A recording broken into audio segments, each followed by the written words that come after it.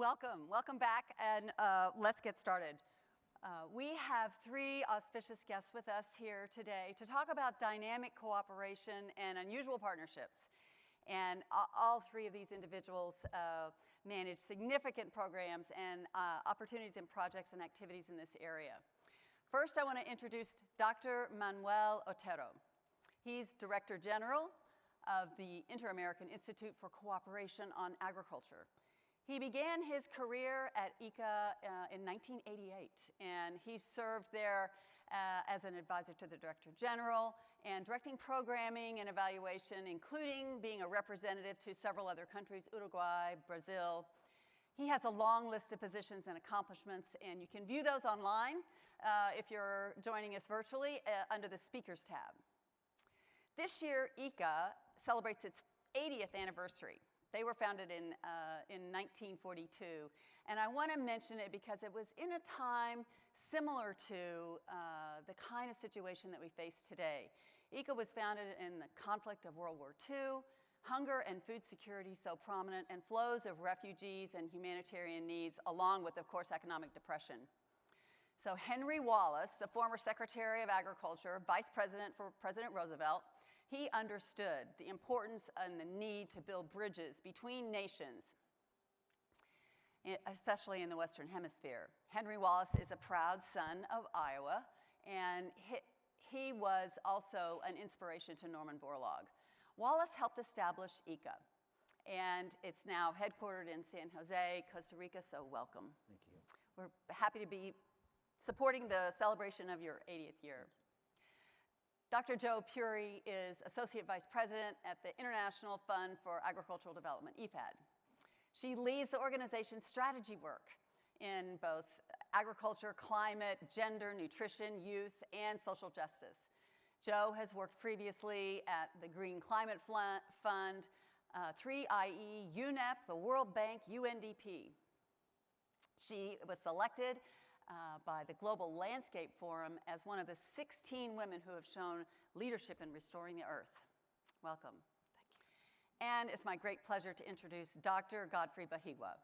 He's the African Union Commission's Director at the Department of Agriculture, Rural Development, Blue Economy, and Sustainable Development. We've extended the purview of your responsibilities at AU. He leads the development of continental policies and programs in agricultural transformation and rural development for African Union's Agenda 2063. Over the last 20 years, he's worked with many research institutions and been involved in global food security work. So welcome to this discussion. We're going to have an open conversation. I'm going to just pose a couple of questions, and let's hear from each of you. So in response to the challenges of this era, conflict, COVID, and climate change, the bilateral and multilateral partnerships that are being formed, these are having to swiftly adapt, really, to advance food security and agricultural initiatives. Partnerships that are both unusual, typical, and novel. Usual and novel actors are becoming the norm and not the exception any longer. So stakeholders throughout food value chains are amplifying cooperation to propel solutions forward and scale up. So today, we're going to talk about at all these different levels, the experience and advice on these partnerships and the role that they should play in the future. So let's start just with each of you offering a bit of your perspective on the current status of food security. Tell us a little bit about what you see we're getting right. What are the opportunities and the worries that you have about the future? And how important is it to accelerate and scale up? Why don't we start with you, Dr. Otero? Okay. First of all, thank you, Barbara, for the invitation. It's an honor to be sharing the session with such a high-level colleagues. Let me start off emphasizing that Latin America and Caribbean countries represent the most important food exporting region all over the world, making up 14% of total exports. So this region is obliged to become a key actor, a guarantor of food security and obviously nutrition security and more than that, environmental sustainability. But when you put a magnificent glass on the region, you will find undoubtedly food exporting nations like the Mercosur countries, but also very vulnerable countries, especially in Central America, in which, for example, El Salvador imports 80% of the food they consume, or the Caribbean countries, especially the Caribbean, the Eastern Caribbean states, and a special paragraph to Haiti. Haiti is suffering a very serious stability and political situation in which all of us should have to find a way to help Haiti. There are some challenges, because how come a net food exporting region can afford having a food insecurity of levels like 30%? And the reason is, in my opinion, due to the fact that we in the region don't realize that agriculture is something essential for the future of this region. We need long-term policies. We need long-term policies. We have to take advantage of this juncture in which food security is at the top of the global agenda. And we, besides thinking in short-term policies, we have to think in long-term policies. We have farmers, we have natural resources, but we need the context of policy for empowering farmers, for be pro-nature, for implementing sustainable-oriented policies, and to think undoubtedly in resilient policies. The climate change is now, the situation is very severe, and the combination of droughts and floods are affecting the possibility of keep on increasing productivities. Respecting the time, I will stop here. Thank you so much. And continuing this effort to keep global food security on the global agenda, on the global stage. That's part of what we're trying to do here, not lose the momentum, even though we know, of course, the dramatic impacts that we're all facing. Dr. Puri, from your perspective. Thank you so much, Barbara, for having me here. Such a privilege and really such a delight for me to be here. So before I start, perhaps I want to start with a number, 1/3. 1/3 is the total amount of food that smallholder farmers produce in the world. So if you take your plate, divide it into 3 parts, the third part is produced by smallholder farmers that cultivate plots of land that go from less than 1 hectare to 2 to 4 hectares. The second 1/3 is the amount of global greenhouse gas emissions that comes from food systems. 1/3.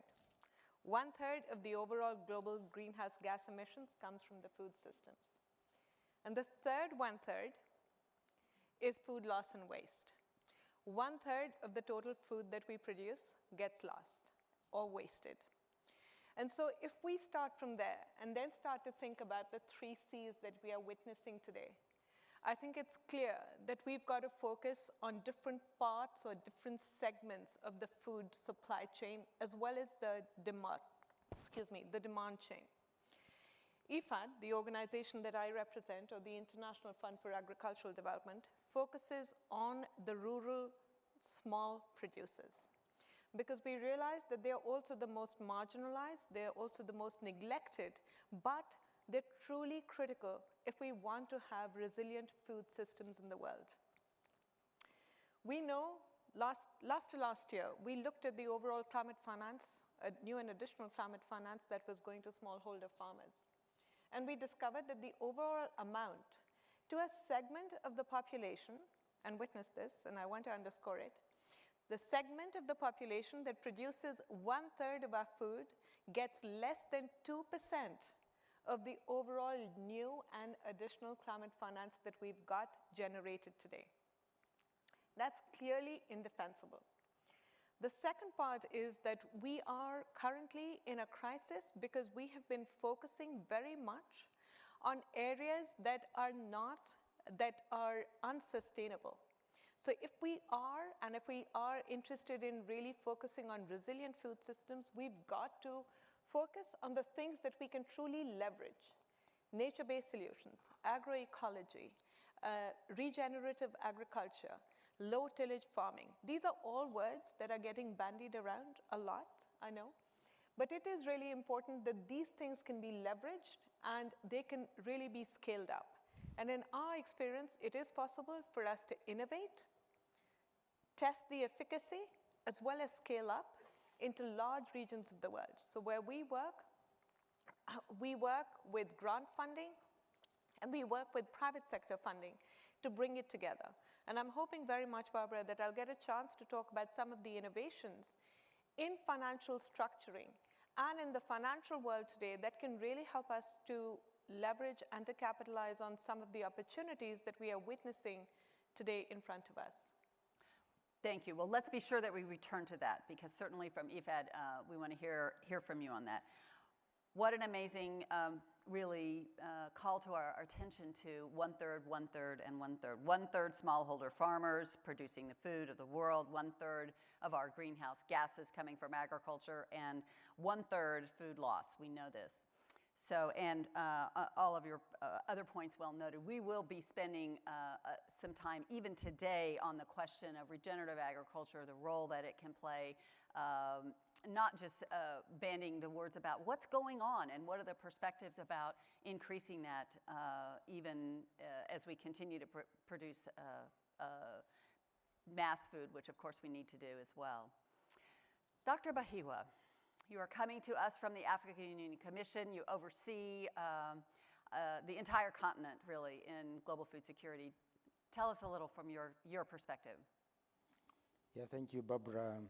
I represent 55 countries. 55. I was going to say 54, but I knew there was another. We have 55 countries on the continent of 1.3 billion people. And in January 2021, we created the largest trading bloc on the globe, the Africa continent of free trade area. However, that large population is challenged by food insecurity,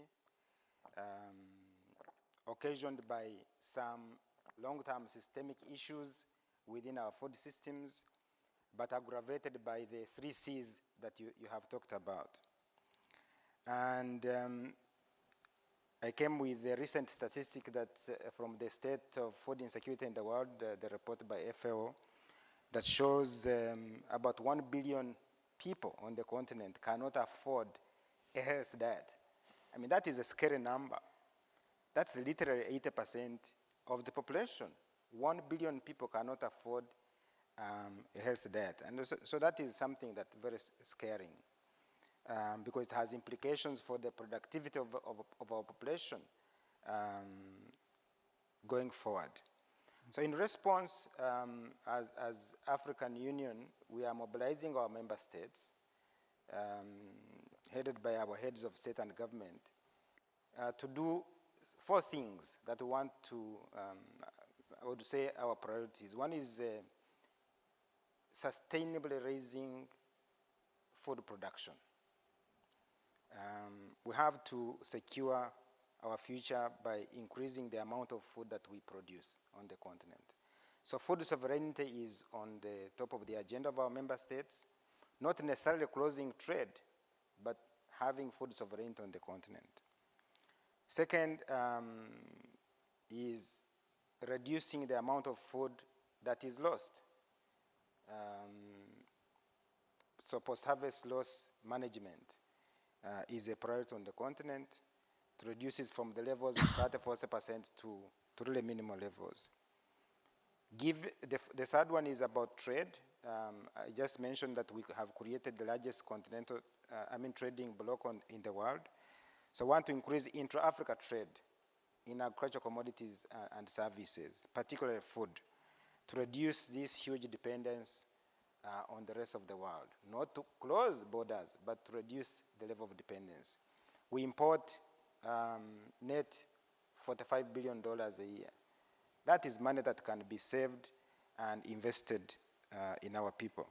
Last but not least is taking advantage of science. in response to climate change. So climate-smart agriculture technologies, investing in R&D, extension services to make sure that we are keeping up with the changing times. I'll come back later on. Great. Thank you so much.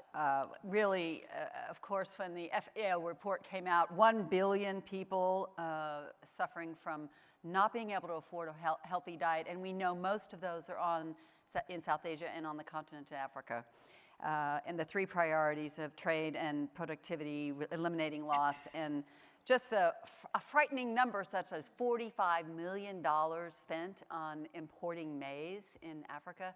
We know the agenda in Africa is to feed itself, so thank you for your leadership in trying to move us in that direction. So now I want to focus a little bit more on some of the specific influential bilateral and multilateral partnerships that are being formed. And there are some key ones developed most recently that I think everyone would probably like to hear more about. These are key strategies and dynamics that are contributing to a new future going forward.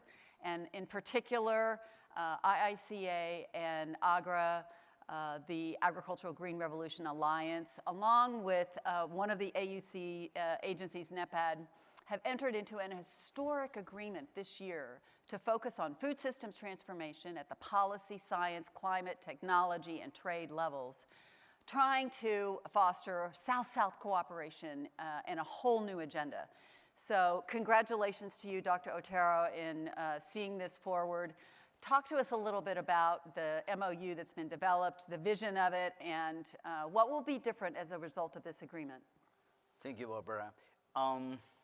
Taking advantage that IICA is accomplishing its 80th anniversary, the institution that I have the honor to lead is defining its role and establishing new strategies in the field of technical cooperation.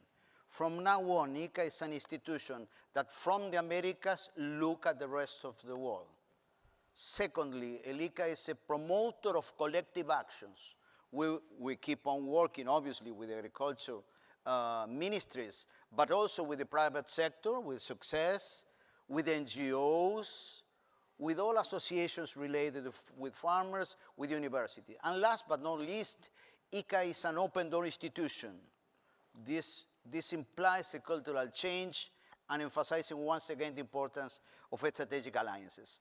Given the first new definition of an institution that look at the rest of the world, we consider that it's essential work together with Africa. This is why we signed an MOU, but what is really important is the political willingness to work together.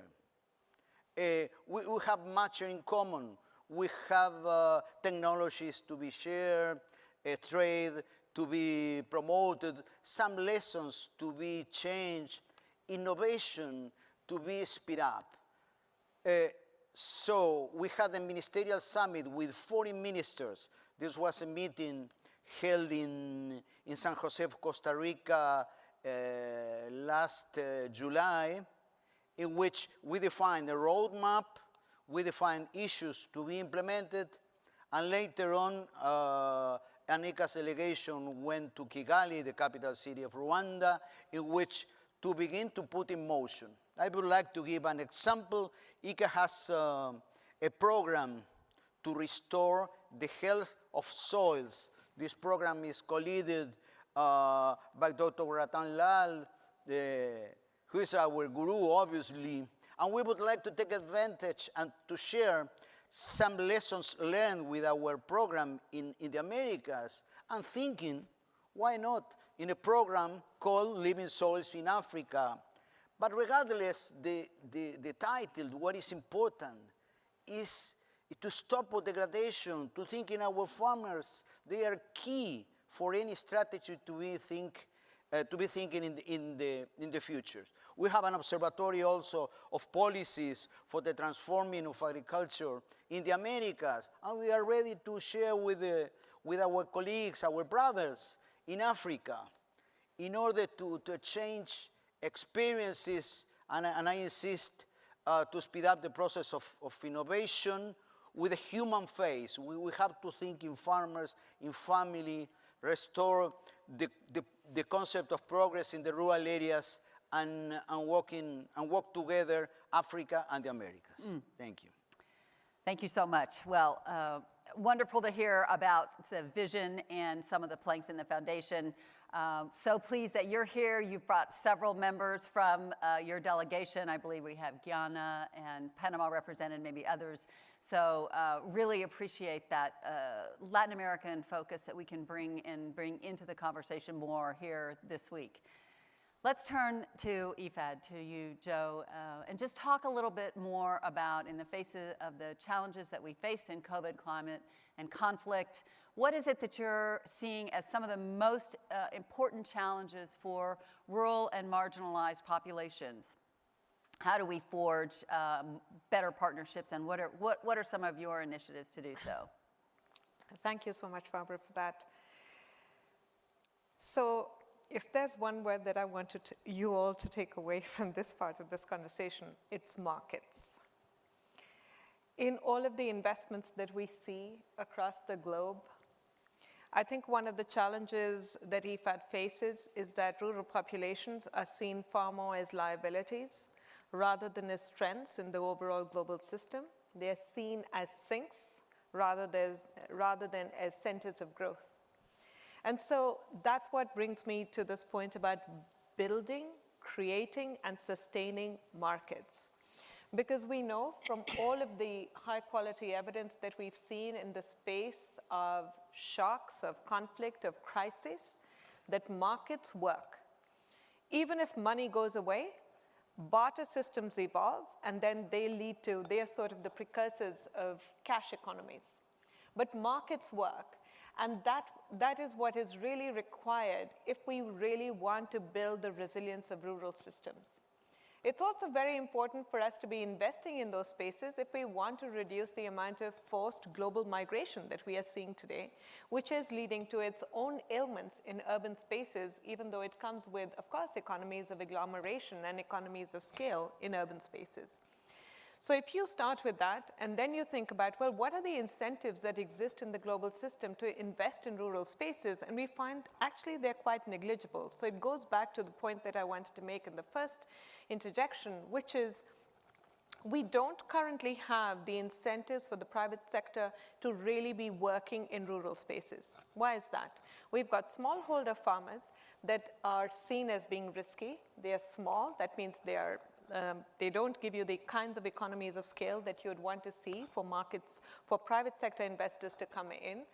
They require long tenors, and repayment rates are usually small. So what does IFAD do, right? Given all of these challenges, what do? We come in as first risk takers or first loss takers in a space or in a spectrum of activities, which then makes it easier for the private sector to essentially reduce its own risk, and then come in as an investor. This has happened in West and Central Africa, where we are working with what is called the Inclusive Green Finance Initiative, which covers essentially 11 countries, where we are working not just with sovereign entities, but also with non-sovereign entities, so banks, who are happy to work with us primarily because we come in to first aggregate the produce that smallholder farmers bring together, negotiate and get cooperatives as well as farmer-based organizations who we work with a lot, so they are very important as partners for us, to then negotiate with off-takers who take off this agricultural produce and then can take this to larger markets while also ensuring that a large part of the investment, and because we're a UN agency, economic justice is really important to us as well. So the redistribution of that needs to occur, and that's something that we do ensure with the contracts that we build. But we also try and pool capital and blend capital. And what that means is that when we bring in the private sector, we verify, we make it easy for the private sector to work with us while still ensuring that the safeguards are built into the investments that are referring to the environmental, social, and governance safeguards that we all know about. But more than that, that we are climate positive, that we are agriculturally and environmentally positive on the ground. And so this means that when we are thinking about COVID, or when we are talking about crisis, and this is not the only crisis, unfortunately, that the world is going to be witnessing, the question is when, not if. We know that, yes, if we build markets now, they're going to help us sustain these rural economies in the long run. But what is really important is to also recognize that, unfortunately, we are working in a zero-sum world. Resources are flatlining. ODA, especially for agriculture, is flatlining at an abysmal 4%. And we know that for smallholder farmers, this has actually gone down even more. To the agriculture, forest, and other land use sector, this has gone down to 14 billion from 20 billion as of last year. So given all of that, we need to amplify the impacts that we can try and bring about by aggregating and pooling in capital in different ways and in different structured ways. The things that we are thinking about, monetizing resilience, working with carbon markets, building payments for ecosystem services, all of this so that we can work with smallholder farmers. And on the other side, also recognizing that investing in resilience now, so an $800 million investment in resilience in markets now, means that anything from $3 billion to $20 billion will not have to be spent in humanitarian action. That's a 3 to 10 times a rate of return on your investment. If you invest in resilience now, you don't have to invest in humanitarian action later. So these are challenges in the rural space, but we are hoping that we can really create a unified voice that is a clarion call out there. Well, tremendous calls to action embedded in there in so many ways. Building and creating sustainable markets, and the work that's going on to do so from IFAD is really inspiring. We'll want to come back and talk a little bit more about private sector involvement in all of your institutions. And I think everyone takes to heart the statistic of and you hear this often in different applications of it, $800 million invested now to avoid $2 to $3 billion in humanitarian aid. No, 3 to 15 billion. Oh, did I get it wrong by an entire factor? That's incredible. Yes, 15 to 15 billion. So let's come to you, Godfrey. Talk a little bit more about some of the partnerships that have been strongest and most productive in Africa Union recently. I know it's a focus. We work together on a partnership ourselves, Partnership for Aflatoxin Control in Africa. What role is it playing in policy making and in project development going forward? Yeah, so the value that the African Union brings to its member states is maybe 2 or 3 things. One is our convening power. The member states created the African Union to bring the 55 member states together to discuss challenges of development on the continent. So we use that platform to mobilize our member states towards common action. So the recent examples I can share, one is to do with our response to the impact of COVID-19 in 2020-2021. We created, under the leadership of my commissioner, Commissioner Sako, a task force composed of the African Union, ODA, NEPAD, WFP, World Food Program, IFAD, where she comes from, the European Union, the World Bank, and the Africa Development Bank. You can call it a global task force to discuss strategies and response mechanisms to COVID-19. And that platform really helped to galvanize attention to the issue of the impact of COVID-19 on Africa's food systems. Coming to the impact of the Russia-Ukraine conflict on Africa's food systems, again, we have seen partnerships really work. But this time the difference is the leadership of the African Union was looking for action, not talking, but action. And we have seen the most effective partnership with the African Development Bank. We partnered with that bank on a $1.5 billion initiative. It's called the Emergency Food Production Plan. $1.5 billion to support the production of rice, maize, wheat, and soybean over a 2-year period. And we have seen the response from our member states strongly to access those resources. The third example that I can give is around the global partnerships. We are part of the discussion on the Global Alliance for Food Security, which is led by Germany under their chairmanship or president of the G7. We are also in discussions with the French initiative FARM, the Farm for Agricultural Resilience Mission, and their chairmanship of the European Union. So the summary of it is we are realizing that to address the challenges of food insecurity on the continent, we have to work with different partnerships. Here in the US, in May, we organized an AU-US high-level dialogue on food security and nutrition, bringing together USAID, State Department, USDA, again to review our existing cooperation, but also exploring new areas for cooperation. So the African Union is a strong believer in creating these partnerships, using our convening power to bring everybody together to see how we can create solutions to this huge problem on the continent. Wonderful, thank you. Thank you for that. The African Union has tremendous convening power, and it's so needed, continent-wide convening power. Of course, the regional economic communities, the RECs, you work closely with those, they have convening power as well. But across the continent, it's really the AU. So we're going to now turn and let you reflect a little bit on what you're hearing from each other.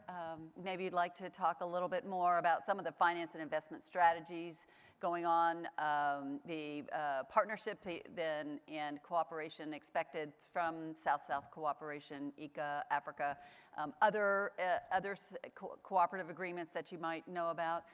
Just listening to each other, what would you like to reflect on? Manuel. Let me endorse what Joe has said in the sense, what is the return of investing in long-term rural policies? Someone could say or could think that this is very, very expensive, but think of once again in the cost of migration, overcrowding in the urban cities, marginalization. So it is obvious that the Latin American and the Caribbean countries have to think once and for all in long-term rural policies. It's imperative to do that and to learn, for example, from the United States with the Farm Bill, with the European countries with agriculture common policy. America has a backbone which is 16.5 million of small farmers. We have to do all the efforts in order to maintain them in the rural areas. Otherwise, they're going to be migrating to the urban city, and this is something terrible, terrible. For doing that, we should have to cut the vicious circle in which a subsistence agriculture, the lack of adoption of good practices, end up always with migration on all of the problems that have been identified. So agriculture is a key sector. We have to think, looking at the future, with a systemic approach. We have to implement long-term policies. We have to learn in connectivity. We have to train farmers to be digital natives, and we will see in the medium run, obviously, good results. Thank you. Thank you. Thank you so much. And I want to actually take off where Manuel left off and also combine it with something that Godfrey was talking about. I think it's clear that the challenge is global and pretty critical, and we're working with the African Union on farms. So IFAD is actually the technical secretariat for the third pillar of farm, which is essentially increasing agricultural productivity. And there again, we're focusing on building markets, increasing agricultural productivity, but really taking care of short-term measures. And in many arenas, a lot of those small short-term measures are just something basic, like building storage facilities or providing e-wallets and providing access to formal financial markets, right? 90% of smallholder farmers globally do not have access to formal financial markets, which means, and I was in Mozambique a few months ago, a farmer essentially has to pay 10 to 12% per month on a loan taken. And if you were just to do a simple interest rate added to the end of the year, not compounded, that's more than 120% that you're paying as an annual interest rate. And this is true for India, which is where I come from. This is true for Indonesia. This is true for a large part of the developing world. So providing that formal access to financial markets is really key, and this is exactly what Manuel is talking about. We've been working with IICA as well to really take advantage of the context that countries in South and Central America provide with the deep capital markets and financial markets that exist there, which allow us to innovate. So for example, in South and Central America, we're working to try and see if we can put out resilience bonds. Resilience bonds become possible today because we have really good verification systems. We can, for example, go out and say, we're going to make a 10% difference with the use of proceeds in the resilience of the target populations that we're looking at. And if that doesn't happen, then essentially we haven't met our promise with respect to the investment that investors are putting in. So we also put out, for example, a sustainable development bond with a Swedish investor earlier this year for $100 million. And what that essentially means is that we've got to guarantee that the use of proceeds is really used in sustainable development activities that are truly helping smallholder farmers in the developing world. These are innovations that are now possible because we've got the ICT for development possibilities that we can take advantage of. We've got, so IFAD essentially invests approximately $8 billion every replenishment period on smallholder farmers. 70% of almost all of our investments are in value chains, or what are called agricultural midstreams. So not just on farm production, but all the way processing, transportation, manufacturing to market. And then we weave into that both this idea that smallholder farmers can be aggregated, and we can also work very well with markets to provide the infrastructure, both the soft infrastructure as well as the hard infrastructure there. One last example is that of using blockchain technology. So in Africa as well as in the Philippines, I beg your pardon, in Kenya and the Philippines, we're working with blockchain technologies to see as to how we can ensure not only that farmers get payments that they have been promised, but also that we know that what the quality of the produce is as it goes from farm to market. And this then can then be scaled up as we go into multi-country programs and we start to think about, for example, low methane livestock. Right? We can use blockchain technologies exactly for such sort of initiatives. And Africa, Asia, Latin America, South America are ripe for these sorts of innovations and for leapfrogging. Thank you. Thank you. Godfrey? Yes, South-South cooperation. So I'm happy to learn about the MOU or the communique that came out of the convening that is trying to establish stronger cooperation between Africa and Latin America.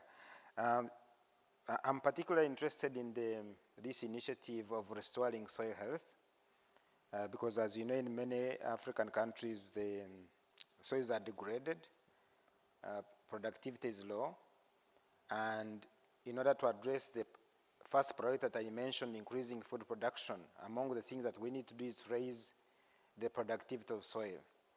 and also the utilization of fertilizers. As you know, Africa consumes an average of 17 to 20 kilograms per annum. The global average is around 135 kilograms. We are at 20, which is about a fifth of what the rest of the world is applying. But in order to do that sustainably, we have to worry about the soil health. And if you allow me to do a small commercial, next year in June, we are going to organize an Africa Fertilizer and Soil Health Summit, specifically to address these things. How do we raise agricultural productivity on the continent while taking care of our soils? So it's good to hear about this initiative. So we'd want to go into that summit when we have practical examples where progress is being made on how to improve the health of soils, particularly increasing humus content of the soils, how the applications or the practices that are happening in Latin America. It would be good if we can learn more and package those and present them to our heads of state and government. I also, looking at the communique that came out of the meeting, I saw there was mention of the outcomes of the Food System Summit in September last year. As Africa, we developed an Africa Common Position that we took to the UN Food Systems Summit with over 40 game-changing proposals. And so it would be interesting to see how we can cooperate and learn from each other, especially around issues to do with technology transfer from Latin America that can be applicable within the African context. Yes, and throughout the week, we'll talk more about Food Systems Summit, outcomes from it, and plans going forward. You'll hear a lot of reference to it. I appreciate you bringing up the Fertilizer Summit that's coming ahead. Africa Union will be sponsoring. There's a number of side events going on here and breakout sessions on fertilizer, your own included. Each of you have major other events going on. So just appreciate hearing all of this perspective and knowing that there'll be opportunity for all of you to connect with these three a little bit more deeply on some of these issues. We're going to give you just a final word, each of you. Our theme is a call to action at the conclusion of most of our panels. So if you had 1 minute or less just to emphasize a particular point and a major call to action, what are the priority issues that you want to raise? South-South cooperation is a must, means cooperation between equals. Nobody can left behind. We have to work together. It is essential in order to speed up the process of transforming agriculture in the Americas and worldwide.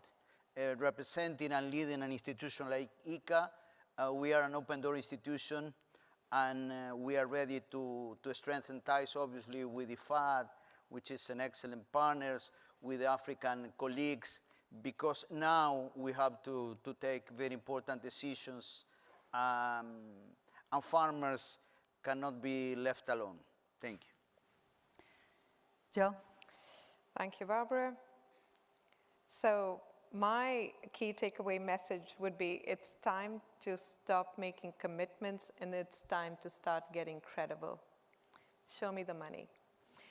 At COP26, and I've been at the past 3 COPs. There are announcements that get made at every COP about how we are going to commit, new and additional finance for climate, of course, and now for fertilizers, for vulnerable farmers. It's time to be credible. So let's see what goes where, and it's got to be new and additional financing, and we've got to think about how we can really save the planet as we think about resilient food systems and really talk about the smallholder farmers who are really holding up their end of the bargain in feeding us. Thank you. Thank you. Godfrey, your call to action, final word. There is a lot of optimism in Africa. So I don't want you to live with the feeling that it's a hopeless, but a lot of things are happening on that continent that are very positive. And Africa is open for trade. It's open for business. So my call to action is for people in this room, and a lot of you are influential people. Encourage private sector investment in Africa's agriculture. Bring the businessmen and women to the continent. There are many investment opportunities, and money can be made on the continent. You get returns on your investment, but at the same time, you create jobs for the millions of youth on the continent that needs these jobs. So come and invest in Africa. Wonderful. Thank you so much. Thank you for that, that closing. And really, I mean, what an amazing set of viewpoints, trying to inspire entire continents to work together and in ways they haven't before, definitely more effectively. Solutions that I know all of you appreciate hearing about and we want to build on. So thank you all so much. Thank you.